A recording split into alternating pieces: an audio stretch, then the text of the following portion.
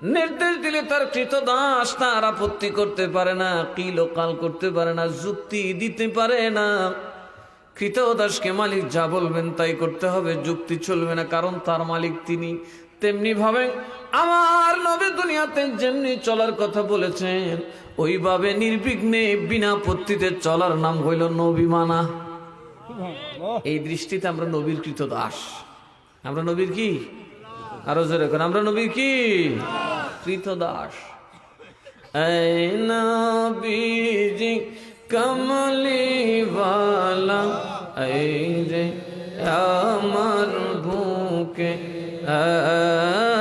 এই নবীজি মদিনাওয়ালা, এই রে পড়ুন পড়ুন,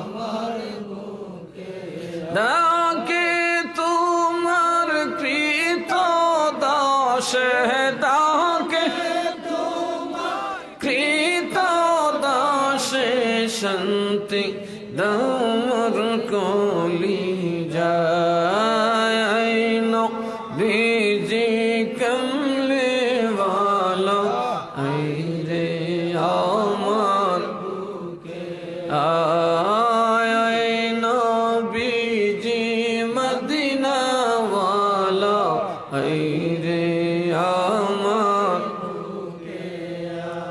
নবী বুকে আসুক, চান কি চান না? আরো জোরে কর। ফকির দরবেশ বাদশায়লি, তুলিতে সেই ফুল কলি, ফকির দরবেশ বাদশায়লি, তুলিতে সেই ফুলের কলি, গলায় লইয়া ভিক্ষার ঝুলি, গলায় লইয়া ভিক্ষার ঝুলি, বাস করে বৃক্ষের তলায়, নবীজি কমলে ওয়ালা, এই রে আমার মহব্বতে, আয় নবীজি মদিনা ওয়ালা, এই রে আমার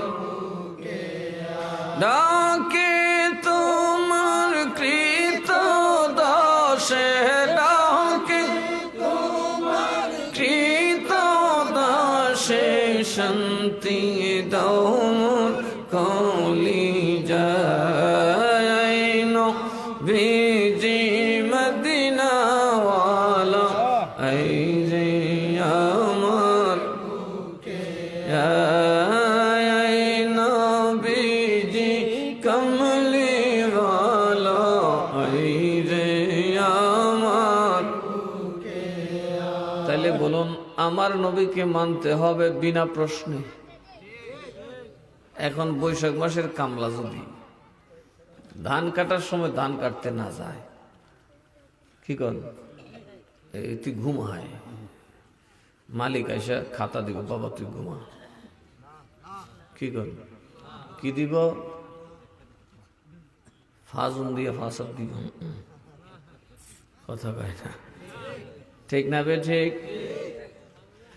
আমার আল্লাহ আল্লাহর পক্ষ থেকে নবী ফরমান, ফজরের সময় মসজিদে আজান হয়, الصلاة خير من النوم، الصلاة خير من النوم।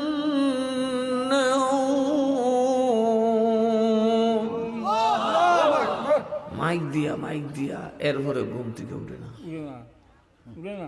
কথা কয় না, উঠে নেই। আল্লাহ কয়, আমাকে ভালোবাসতে যদি আপনার উম্মত চায় তাদেরকে বলুন আপনার গোলামি করতে। কার গোলামি করতে? আরো জোরে কোন, কার গোলামি? আরে আল্লাহর কোনো গোলামি নাই, আল্লাহ তো আমরা বাদ মালিক। আল্লাহ কি এজন্য আল্লাহ কইছে, আমাকে তোরা ভাইতে কই আর আমারে মানতে কই দিয়া, নবীর গোলামি কর। তো নবী কি কইছে? নামাজ পড়ো, ঠিক না বেঠি? কয় ওয়াক্ত পড়ো? আরো জোরে কর। ইমামের পিছে একতেদা কর। এখন ইমাম রুকুতে, আমি সেজদায় গেলে নামাজ হবনি, কারণ নবীর সাথে মিল। আরো যারা এখন মিল লন, আমরা সবাই মিল্লা জিল্লা একটা বৈঠক করে কইলা থাকবো কালকার থেকে ফজরের নামাজটা 10টা করিলাম না, হইবনি। নবীর বারে যাওয়া যাইব। কোরআনে পাকে 5 ওয়াক্ত নামাজের কথা আছে, কিন্তু ওয়াক্ত ঠিক কটার সময় এগুলো নাই। এগুলো সব ঠিক করছেন কে? আরো যারা এখন কে? এই জন্য আল্লাহ বলেন, যদি আমাকে ভালোবাসতে হয় আমার রসুলের ইত্তেবা করো, গোলামি করো। গোলামি তো আমরা গোলামি করুন দূরের কথা, মনিগিরি দি করি না। মনি বুঝছেন নি, 6 মাসের লেগে রাখে আর কি, যে কোনো সময় চলে যেতে পারে, পারে না? কৃতদাস সে কখনোই মালিক থেকে পলায়ন করতে পারে না, যতক্ষণ তার ওই অর্থ সে উসুল না করবে। সুতরাং আমরা নবীর কৃতদাস, কোনোভাবেই নবীর বাইরে যাওয়ার কোনো সুযোগ আছে আমাদের? বলুন বলুন। কোনো কাজ আমার ভালো লাগে না, আমি কাজ থেকে করবো না, ইমান থাকবে? কালকে বললাম যে দূর আমার হজরের নামাজ ভালো লাগে না, প্রথম ভাল লাগে না, ইমান থাকবে না। ভালো লাগে না বললে কি থাকবে না? ইমান থাকবে। হ্যাঁ বেটা আজান দিস না, যন্ত্রণা লাগে আমার, ঘুম হয় না, ইমান থাকবে না। টুফি লইয়া মস্কারি করলে ইমান থাকবে। কারণ আমরা নবীর গোলাম। আমরা নবীর কি গোলাম? নবী যেমনে যেমনি আল্লাহর দাসত্ব ইবাদত করতে বলছেন সেভাবে করতে হবে। কথা কয় না? গোলাম এক জিনিস আর মাবুদ আরেক জিনিস। আমরা মানুষের গোলাম হই কি হই না? মানুষের মানুষ গোলাম হয় না, কিন্তু আল্লাহর বান্দা আমরা আল্লাহর কি? আমরা আল্লাহকে ইবাদত করি, তিনি আমাদের মাবুদ, তিনি আমাদের কি ইবাদত কার করি? যেমন অনেক সাহাবী ছিল যারা কাফের মালিকের গোলাম ছিল, কিন্তু নামাজ পড়তেন আল্লাহর দিকে, সুবহানাল্লাহ। এরকম অনেক গোলাম ছিল কৃতদাস সাহাবাই কেরামের, যারা নামাজ পড়তেন কার? আল্লাহর। ইবাদত কার জন্য হবে? আরো জোরে কোন, ইবাদত কার? কিন্তু কোন সিস্টেমে করবেন? নবী যেমনে বলে।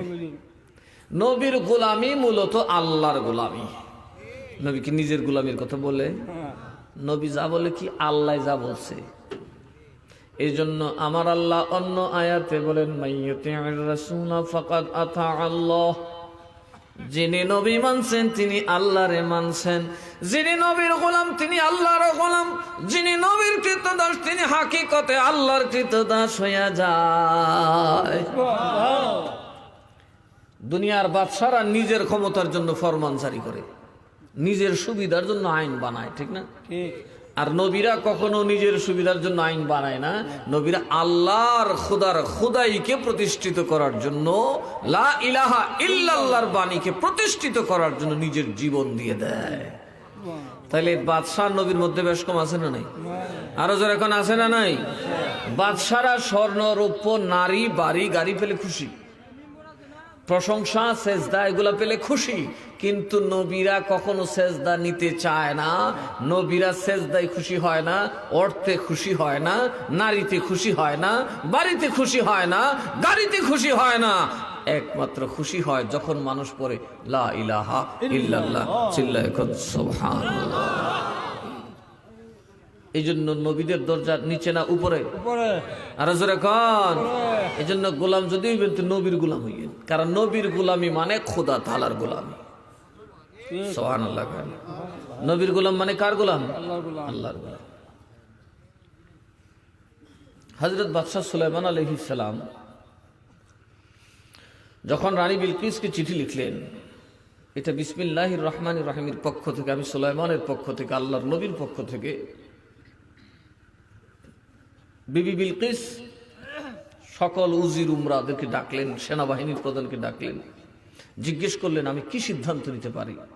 সবাই বললেন আমাদের তো অস্ত্র শস্ত্র সৈন্যবাহিনী কোনোটাই কম না, অর্থবিত্ত বৈভব কোনোটাই কম না, আপনি শুধু অর্ডার করবেন, যা বলবেন তা করব, যা বলবেন তাই করব। বলে দেখো আমি তোমাদেরকে বলতাম, তবে তোমাদের আনুগত্য আমাকে আশান্বিত করেছে, আমি আশাহত হইনি, তবে এইবারের চিঠিটা একটু ব্যতিক্রম। চিঠিটা কি? যে চিঠিটা পাওয়ার পরে রানী বিলকিস দাঁড়িয়ে গিয়েছিলেন। জোরে কন্যা সুবহানাল্লাহ বলুন। সেখানে তখন সুলাইমান নবী ছিলেন? কিন্তু সুলাইমান নবীর চিঠি পাওয়ার হাতে নবীর তাজিমে তিনি দাঁড়িয়ে গেলেন। তো যদি রানী বিলকিস হযরত সুলাইমান নবীর ইজ্জতে দাঁড়াতে পারেন, আমরা আমাদের নবীকে সালামের সময় দাঁড়াতে পারি কি পারি না? এই সময় কুটকুটি উঠব, কথা কয় না। আপনি না দাঁড়ান, সমস্যা নেই, আরেকবার দাঁড়াইলে গুতেন করে, কথা কয় না। ঠিক আছে, আপনি দাঁড়াইবেন না, বসে থাকেন, বৈশত তো নবীর সালাম তো দিবেন, কথা কয় না। নবীর দরুদ আর সালাম কি এক জিনিস নেই, কথা কয় না। আল্লাহ কইছে ইমানদার নবীর উপর দরুদও পড়বে, সালামও। আমি বলি যারা দাঁড়ায় নবীকে সালাম দেয় না, জীবনে পয়সা দিছে দেখছেন? এরা কোরআনের আয়াতই বাদ, কারণ এরা জানে সালাম দিতে গেলে নবীকে ডাকতে হবে। নামাজে সালাম দিন আমরা, কিন্তু এখানে ডাক আছে না নাই? আসসালামু আলাইকা আইয়ুহান নবী, ও নবী আপনারে সালাম। সুবহানাল্লাহ। সালাম দিতে হলে নবীকে ডাকতে হয়। এই জন্য তারা দেখছে রে আমরা কেমনে সালাম দিমু, সালাম দিতে নবীরে ডাকতে হবে। আর আমরা তো ফতোয়া দিছি নবীরে ডাকলে শিরিক, কথা কয় না। নবীরে ডাকলে, বিশেষ করে উলামায়ে দেওবন্দ যারা, ওরার যে মুরব্বীরা, তারা নবীকে ইয়া নবী সালামু আলাইকা বলেছেন, মারহাবা করুন। আসসালাতু আসসালামু আলাইকা সাইয়্যিদি ইয়া রাসূলুল্লাহ বলেছেন, তারা এটাকে কখনো শিরক বলেন নাই। ইয়া রাসূলুল্লাহ কে উলামায়ে দেওবন্দ শিরক বলেন নাই, বরং তারা এটা বলেছেন তাদের বহু তাসনিফাতে, এগুলা মওজুদ আছে। পরবর্তীতে সৌদি আরবের রিয়ালে খাইছে তাদের খেয়াল। কে খাইছে? কথা কয় না।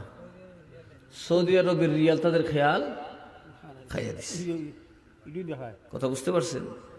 অর্থাৎ সৌদি আরব কি ওয়াহাবি, সৌদি আরব কি ওয়াহাবি, লা মযহাবি, এর কোনো মযহাব নাই, কথা কয় না।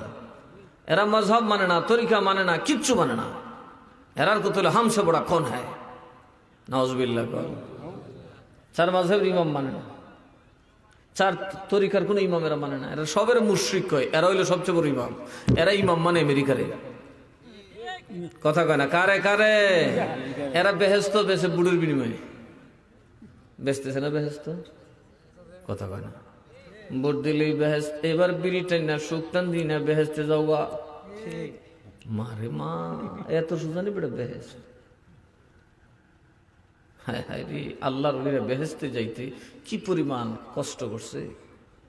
সৈয়দ মিরান শাহ তাতারি রহমতুল্লাহ আলাইহি 12টা বছর লাগাতার রোজা রাখছেন, 12 বছর আল্লাহকে খুশি করার জন্য। 12 বছরে একদিন একটা রোজা কাজা হয় নাই।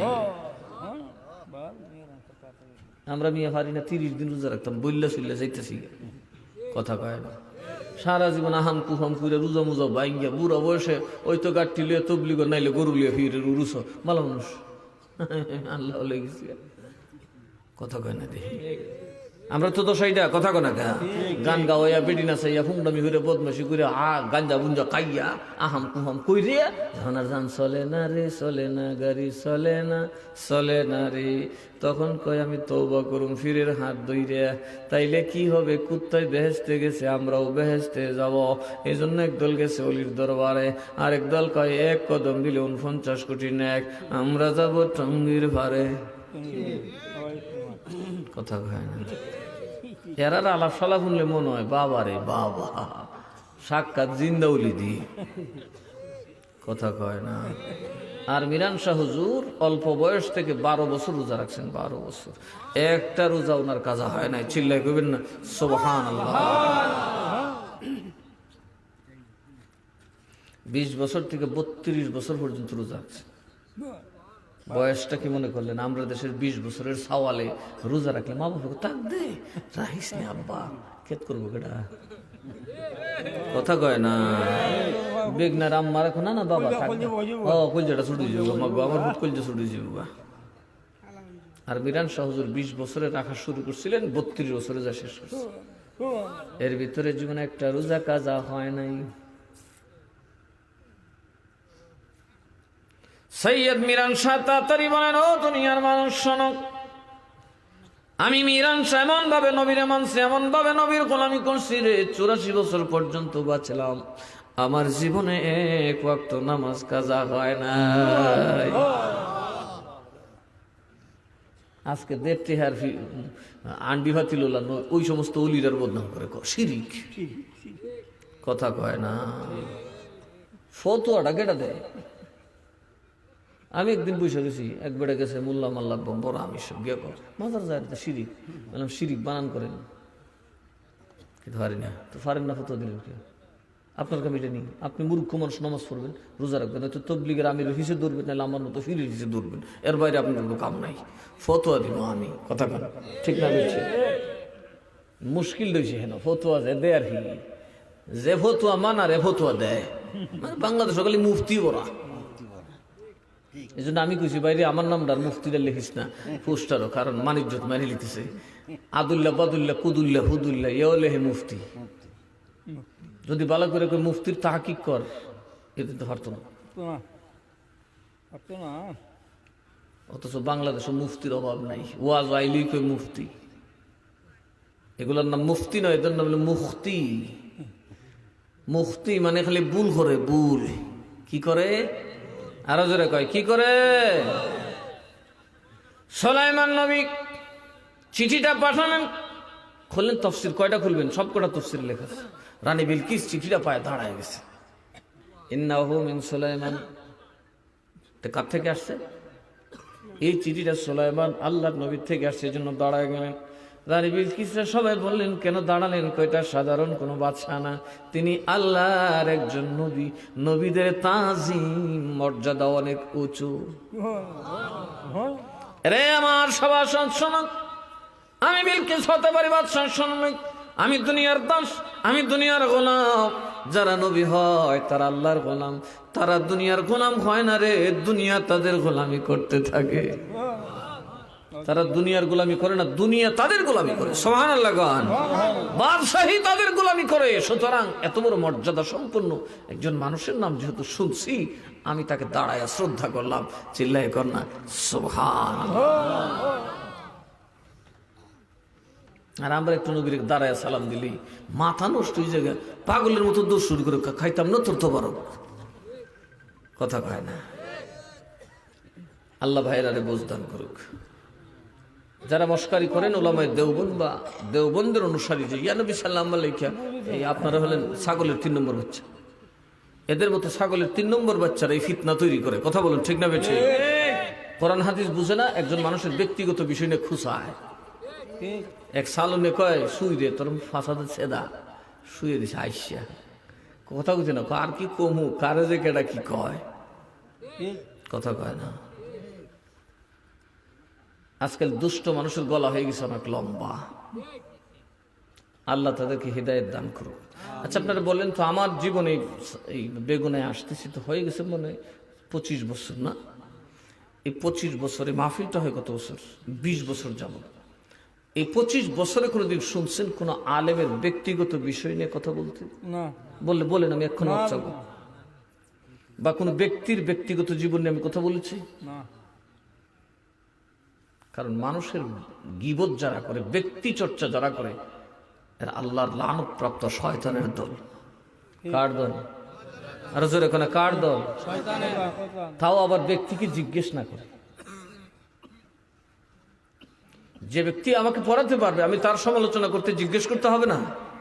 মাসালা আমি যদি কম বুঝতাম তো অনেক কথা আছে। আসছিলাম যখন, তখন তো মাত্র আমার দাড়ি গজায়, কথা বল কিন্তু ফাঁকছে, তারা ফুক্ত হয়েছে। ব্যক্তিগত চর্চা করবেন না, এটা আমার নয়, আলেমের নয়, ইমামের নয়, প্রত্যেকটা মুসলমানের দায়িত্ব।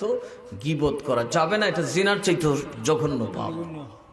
গীবত করা কি জঘন্য, ঘৃণ্য পাপ। এই কাজটা যেন আমরা না করি।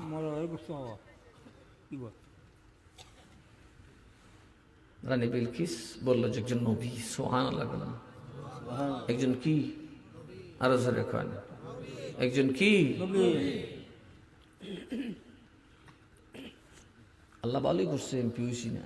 এবার যদি নির্বাচন করে এমপি হইতাম, আমি যে একটা বিপদ করলাম, আমি ভাত না খাই বললাম, কারণ বিলের ভাড়া নিতে পারলাম, নইলে ওই স্ট্যান্ডের ভাড়া নিতে পারতাম না, ওই টেন্ডার দিয়ে রাস্তার কাজ নিতে পারব না, এই কোনোটার অংশ নিতে পারব না। খামু কি?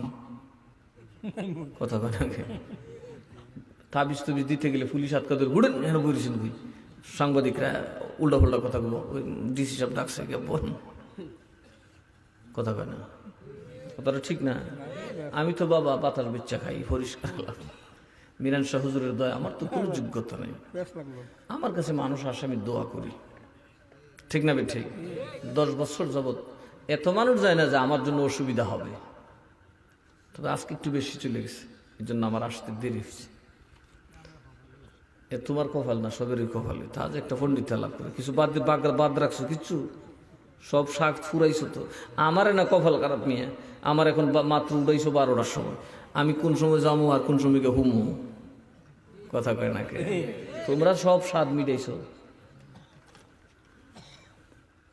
আমারে না খবর যে একখান রাস্তা হয়েছে বা বাড়ি গছ সেটা বাইঙ্গা বুঙ্গিটা তাহলে ঝুক্কু ঝুক্কু করে যাকে। আপনারা কষ্ট হইতেছে না তো? কষ্ট হইতেছে রে বাবা, সিন্নি লইয়া বাবা, সিন্নি লইয়া তারপর করছে না এ আব্দুল হাব কি তারপর একটা তো কে আমি কালেকশন করছিলাম না গত বছর,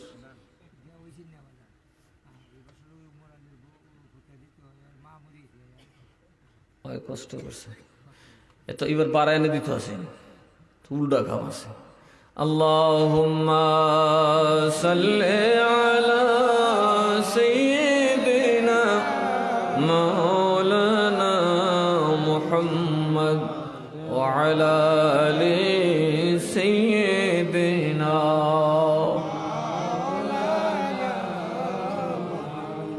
বেগুনাই ওয়ার্ড কটা? ওয়ার্ড এবার উরুসের সময় বেগনায় 2টা ভাগ বানাবো। এটি মানুষ গেছে বেশি, গরু গেছে শুরু। এই আমি হাসা কথা বলছি না, বেগনায় আমি দেখছি মানুষ গেছে বেশি, গরুটা শুরু। আমি কইতাম পারি তো কেটা কুদ্দুর খাই আইসেন আর ফেটে হাতে আইসেন, আল্লাহ উদ্দুর বুঝার তৌফিক দিছে। আর ফাইসের সুযোগ আমিও আসি নাই, বাজার যেমন সারা মুড়িদ আছে 10টা 5টা করে দিয়ে লজে গেল। এই যে মেহমান নীলা, এর একটা আদর আছে না, আরো জোরে খায় না। এই যে উরুসে গরু খাওয়ায়, কেন খাওয়ায় জানেন? বুঝে না বেক করলে না বেদাত খাওয়ায়। আমার নবী বলেন ইসলামের মধ্যে 3টা কাজ সর্বোত্তম। ইসলামের মধ্যে সর্বোত্তম কয়টা কাজ? 3টা। নাম্বার 1 হলো শাহাদাতু আল্লা ইলাহা ইল্লাল্লাহু মুহাম্মাদুর রাসূলুল্লাহ, এই কথার সাক্ষী দেও আল্লাহ ছাড়া মাবুদ নাই, মুহাম্মদ সাল্লাল্লাহু আলাইহি ওয়াসাল্লাম আল্লাহর আরো জোরে কোন আল্লাহর। এটা হলো ইসলাম একজন মুসলমানের সবচাইতে উত্তম কাজ। তারপরে হলো যারে চিনো তারেও সালাম দাও, যেই মুসলমান রে চিনো না সেই মুসলমান রে সালাম দিও। কি দিবেন? সালাম কি চিন্তা জান লাগবো? মুসলমান মাত্রই বলবেন আসসালামু আলাইকুম। চিনেন বা মুসলমানকে কি দেবেন? আরো জোরে এখানে কি দেবেন? কি ইসলামের খারাপ কাজ না ভালো কাজ? সর্বোত্তম কাজ। 3 নম্বর হলো তো তা'াম, খানা খাওয়ানো। কি খাওয়ানো? আরো জোরে কয় না, মেহমানদারি করা। কি করা? মেহমানদারি করা ইসলামের সর্বোত্তম কাজ। যেহেতু আমরা অলির দরবারে যাব, অলির দরবারে হাজারো মেহমান থাকবে, আমরা যারা মুরিদরা আমাদের তো আশা আছে, ঠিক না বেঠিক? এই জন্য আমরা একটা জিয়াফতের আয়োজন করি। আল্লাহ ওয়ালারা খাবে, আল্লাহর অলির দরবারের মেহমানরা খাবে। এতে করে আল্লাহও খুশি, নবীও খুশি, আল্লাহর ওলি খুশি, আমার তকদিরের বদনসিব সুনসিব হয়ে যাবে। এই জন্য কচুয়া দরবার শরীফে আমরা গরু খাওয়াই। কি খাওয়াই? ফান্দাক দরবার শরীফে কিছু খাওয়ানি, না খাওয়াই দেয় না কোনো দরবারে, কথা কয় না। আমাদের গরু না যাবেন কিছু খাওয়ায়নি, কথা কয় না। গরু জবাই করেনি, এইটা উরুসই। ওইটা বেদাত না, খালি আমরা একটা বেদাত, কথা কয় না। কে হইলে সব কটাই বেদাত হইব। দরুদ শরীফ পড়ার পর নবীর যে কোনো মাহফিলে খাওয়া নেব, সব কটা তাবারক, কথা বলুন, ঠিক না বেছে? ফুলতুলি খাওয়ায়, বরুণা খাওয়ায়, খাওয়ায় কি খাওয়ায় না? এমন করে দরবার আছে যেখান থেকে উপহাস দেয়, কথা কয় না? কারণ উপহাস দিলে আল্লাহর ওলি হওয়া যাবে না, আল্লাহ বেজার হবেন। বদমাইশ তোর বাড়িতে তো মুড়িদ আসছে, মানুষটিতে খাওয়াই দিলি না, সিলেট থেকে বেগনাই থেকে এই সোনামুজ থেকে এসে না খাওয়াই দিছিস, রসুল কষ্ট পায়। সুবহানাল্লাহ কইতেন না? একজন ইমানদারকে আরেকজন ইমানদার না খাওয়াই দিলে নবী কি পায়? আরো জোরে কয় না, কি পায়? কষ্ট পায়। এই দিক দিয়ে আপনারা বেগনার বেড়েন ফার্স্ট। আজকে দেখলাম অনেকে কইতেছে হুজুর বিদেশি মেহমান দি ভাই না, কে লিগে খাওয়াইতাম। মারহাবা কর। এটা নবীর সর্বোত্তম রীতিটা আপনাদের কাছে আছে, জোরে বলেন মারহাবা। এতে নবী খুশি না বেজার? আরো জোরে কন, খুশি না বেজার? নবী খুশি থাকলে বেহেশতে যাইবেন। বেহেশতের মালিক আল্লাহ, কিন্তু আল্লাহ আপনি জেরে কইবেন এরই দিব। সুবহানাল্লাহ কইতেন না? আপনার গোলামি যে করে তারই দিব।